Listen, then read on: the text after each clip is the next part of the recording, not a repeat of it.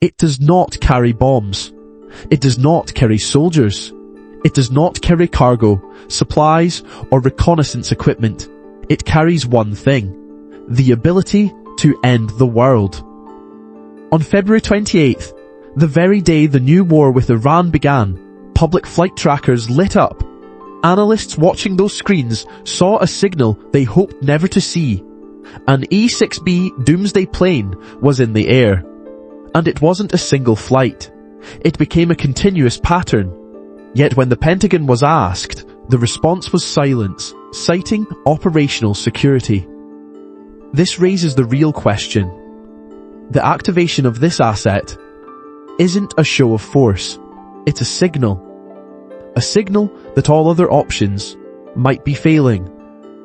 To understand that signal, you must understand the E-6B's sole, terrifying purpose. A mission codenamed TACAMO, Take Charge and Move Out. This aircraft is a flying EMP-hardened command post for the President. Its function is to ensure the United States can order a full-scale nuclear retaliatory strike, i.e. after all ground-based command posts in Washington and elsewhere have been obliterated in an enemy's first strike. To execute this, the modified Boeing 707, with a crew of 22, unspools a 5-mile-long trailing wire antenna. This wire transmits a very low-frequency signal, one of the few that can penetrate hundreds of meters of ocean water, to reach America's hidden ballistic missile submarines. What this actually means is that this signal is the final go code. The irrevocable order for those submarines to launch their city-destroying weapons. Therefore, its activation is not a tool for conventional war. It is a direct signal that the continuity of America's ultimate weapon system is now a live consideration. But this only deepens the question.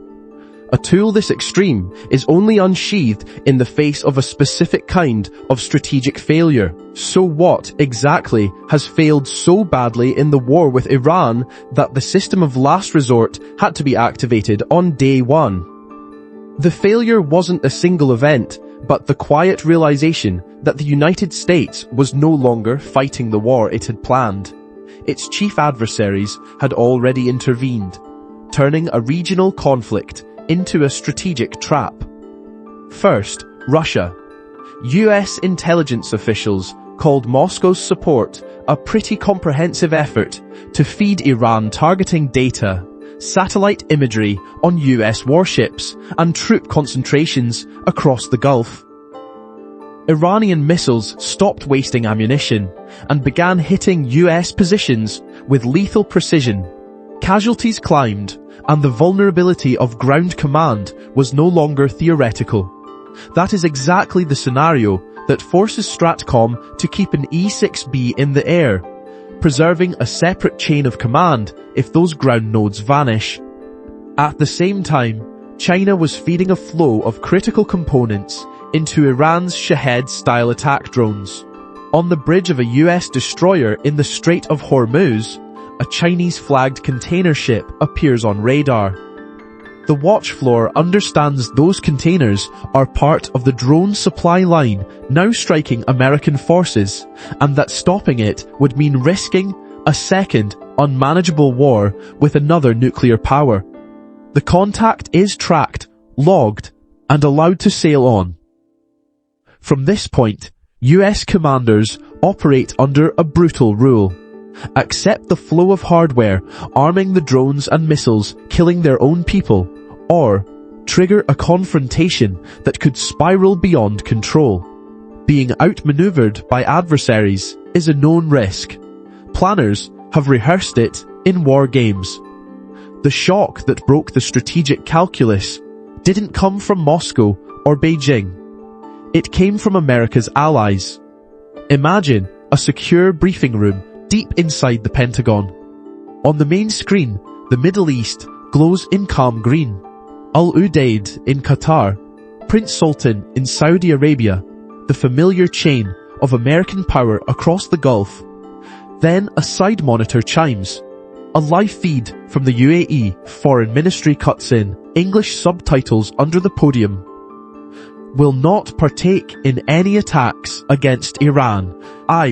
As the words land, Al Udeid's icon blinks from green to red. Conversations stall. A briefer freezes mid-sentence. A second alert. A Saudi statement scrolls across another screen. No airspace permission will be granted. Prince Sultan turns red. No one has to say anything. The room has just watched key pillars of the war plan switch off in real time. These aren't quiet diplomatic cables routed through back channels. They're public rebukes, delivered on camera in the middle of a live war with Iran. Qatar, the UAE, Saudi Arabia, the core Gulf partners that form the foundation of US power in the Middle East, are now saying it out loud: this is not our war.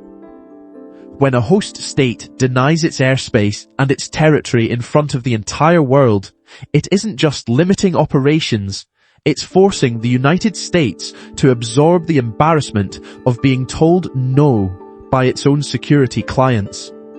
Operationally, the result is brutal.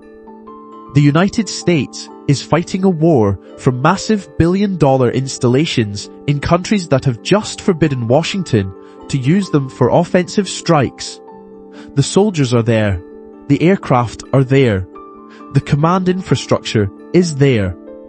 But the host governments have drawn a hard line. No launches, no overflight. Air planners watch strike routes evaporate as corridors through Gulf airspace go from available to denied. Every conventional option that assumed those bases now has to be rewritten at longer range, with fewer aircraft, less flexibility, and more risk. For the president and the theater commander, the map has effectively shrunk. The alliance network that was supposed to expand American reach is now constraining it, closing off the very levers it was built to pull. When a superpower's own allies publicly draw a line in the sand and walk away, what does that tell you about the state of its conventional power? Sit with that and add your read in the comments, because this is the kind of fracture that forces command to look beyond the standard playbook. Washington has only faced this degree of isolation and risk once before in the nuclear age, when John F. Kennedy spent 13 days on the edge of catastrophe during the Cuban Missile Crisis. Next, we'll step into that crisis with Kennedy, because the logic that pushed him toward the brink is starting to rhyme with what you've just seen.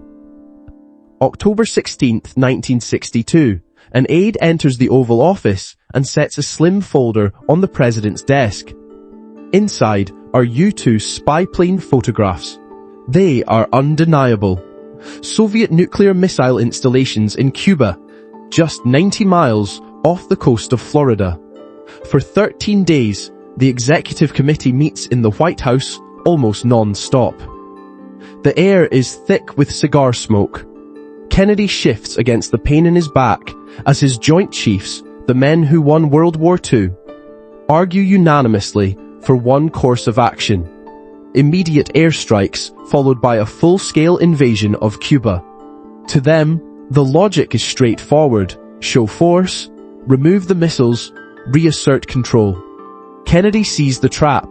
He knows attacking Cuba could trigger an immediate Soviet strike on Berlin, or worse, on the United States itself.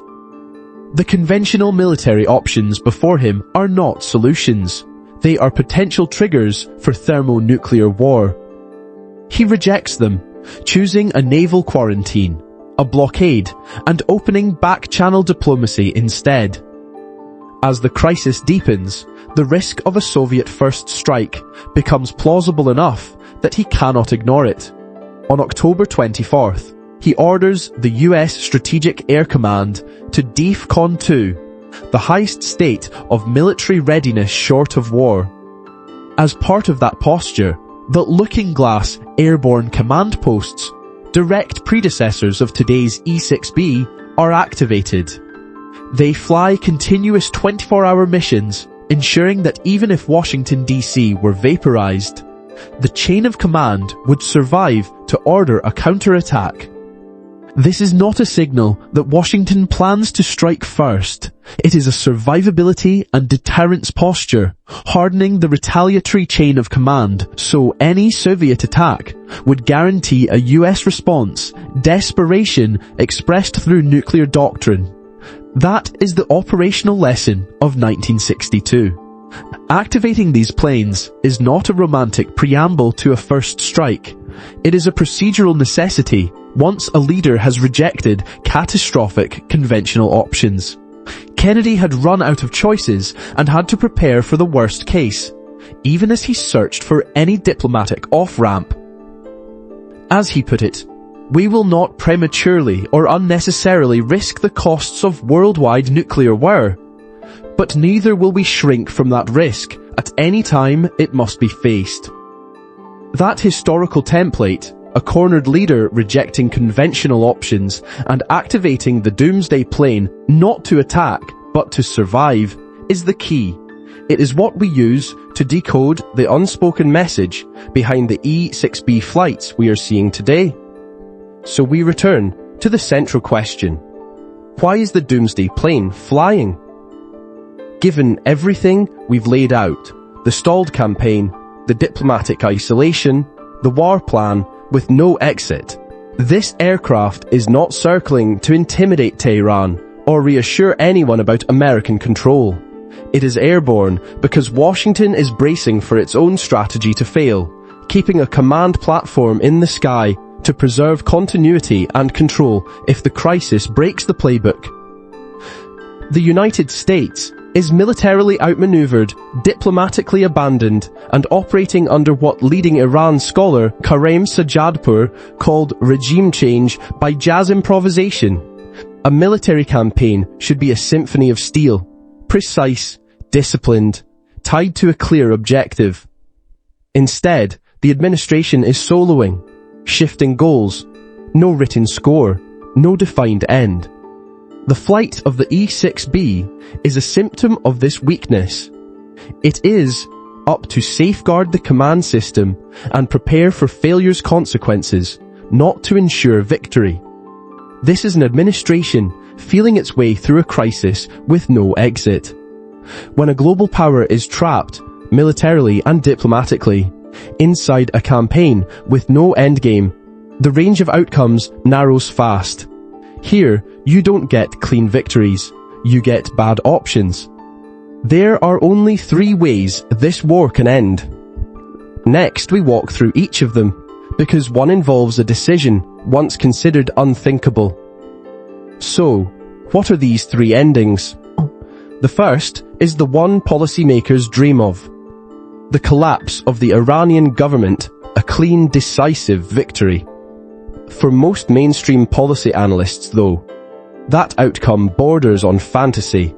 David Brooks put it bluntly, there is no exit strategy, no plausible way to change the regime. And even if, by some miracle, it did fall, any successor could be even more hardline. Option 1 is already off the table. The second ending is a face-saving withdrawal, but this path is blocked. Washington's public demand is Iran's unconditional surrender. Tehran's non-negotiable term is a guaranteed ceasefire. That gap is not a bargaining tactic. It is a hard wall. And everything we've already tracked pushes that wall closer.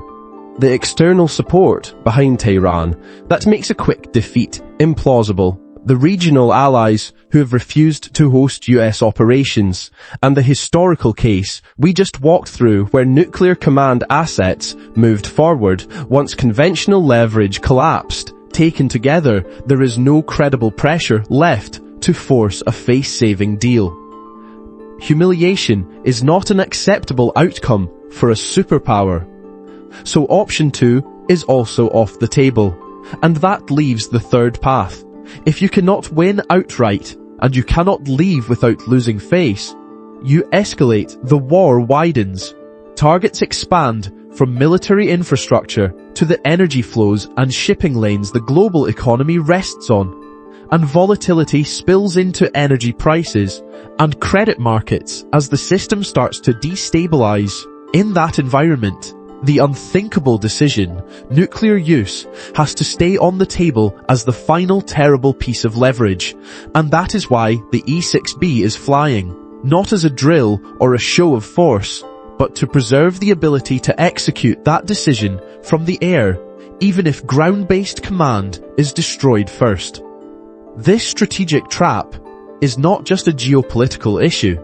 It is an early indicator that pressure is about to move into specific economic fault lines, from energy and shipping to sovereign credit. The first of those dominoes is already starting to wobble, putting long-duration sovereign bonds and the yield-chasing strategies built on them, instruments many investors still file under safe, directly in the line of fire. For the vigilant investor, the first wobbling domino is the global oil market. When a nuclear command and control asset, like the E-6B, loiters over a live conflict, markets stop treating a worst-case blockade as a remote scenario. That reprices energy almost instantly. With the conflict's onset and the E-6B's public profile, Brent crude pushed through $120 a barrel, more than a 30% jump, as traders priced in the acute threat to the Strait of Hormuz, the choke point for roughly 20% of global supply. Higher crude costs flow straight into freight rates and energy-intensive inputs, and from there into broader consumer prices and delivery timelines. That is the pathway from one aircraft in the sky to sustained inflation pressure and renewed supply chain stress on the ground. Second, the E-6B makes visible a direct link between military escalation and the Geopolitical Risk Index, or GPR. The GPR is a peer-reviewed gauge that quantifies market-moving geopolitical threats. Because the E-6B sits in the core of the US nuclear command and control chain, its sustained activation is a public proxy for exactly the kind of tension the GPR is built to capture. In the 2026 Iran conflict, the pattern was clear. As E-6B sorties became a regular feature of the skies and coverage of possible nuclear escalation spiked, the GPR index jumped in tandem. And that index move was not academic. In the same window, gold demand rose in direct step with the GPR spike. This is the concrete cross-disciplinary link. An airborne node in the nuclear chain signals escalation risk. That escalation risk is quantified in the GPR. And high GPR regimes, as shown in the peer-reviewed work behind the index, systematically coincide with investors rotating out of equities and into a safe haven hierarchy. First the US dollar, then gold, the Japanese yen, and the Swiss franc. Across the high GPR episodes analysed in that research, including past nuclear-related standoffs, those safe havens have delivered average excess returns of roughly 15% versus broad equity markets, which is why institutional investors treat E-6B activity as a live proxy for GPR stress, not just as a chilling symbol, but as a tradable signal for reweighting and dynamic asset allocation. This signal is not subtle, and it is not a bluff. When aircraft like the E-6B, the Doomsday Plane, our last-line nuclear command backup, are pulled into continuous operation, it's the clearest sign that the wider system itself is under extraordinary stress and that its redundancies are being tested in real time. That is not a moment for panic. It's when you quietly reassess the downside you've been willing to ignore in your portfolio, your business, your plans, and adjust before the margin for error disappears. Here's what it comes down to. The Doomsday Plane does not fly because someone thinks everything is going fine. If you value this kind of rigorous analysis of hidden signals, subscribe to the channel and turn on notifications, because the most important events are often the ones happening just out of sight. Above the clouds, an E-6B cruises alone on station, a backup command node, a lone sentinel in the stratosphere.